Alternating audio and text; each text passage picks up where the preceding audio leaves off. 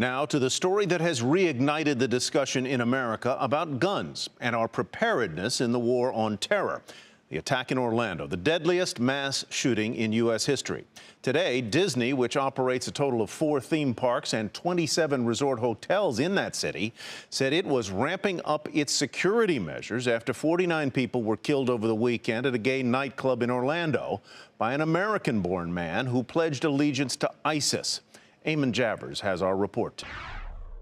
When you talk about Orlando, Florida, you've got to talk about the big hometown company here, and that's Disney. Disney putting out a statement late in the day responding to news reports that the shooter at the Pulse nightclub, Omar Mateen, may have gone to Disney World here in Orlando, Florida to scout it as a possible site for an additional attack or instead of the Pulse nightclub attack. Disney putting out this statement late in the day saying, during this time, we have increased our security measures across our properties, adding such visible safeguards as magnetometers, additional canine units, and law enforcement officers on site, as well as less visible systems that employ state-of-the-art security technologies. We also heard today from the FBI Director, James Comey, who described 3 different phone calls to 911 that Mateen made as the shooting was unfolding. 2 calls that he made to 911 and an additional call the 911 operator made to him in a desperate attempt to communicate as all of this was going on.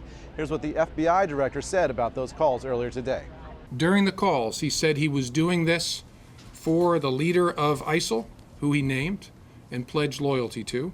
But he also appeared to claim solidarity with the perpetrators of the Boston Marathon bombing and solidarity with a Florida man who died as a suicide bomber in Syria for Al-Nusra Front, a group in conflict with the so-called Islamic State. Meanwhile, we're learning some additional details about Mateen's communications devices. We're told he didn't have an Apple iPhone. You remember the iPhone security became such a big issue after the San Bernardino shooting in California earlier in the year. That apparently won't be an issue in this case. Also, we're learning that his phones have been sent to Quantico, Virginia for analysis at an FBI lab. And one grim postscript to that, the phones had to be cleared of blood from the attack before they could be sent to the lab. For Nightly Business Report, I'm Eamon Javers in Orlando, Florida.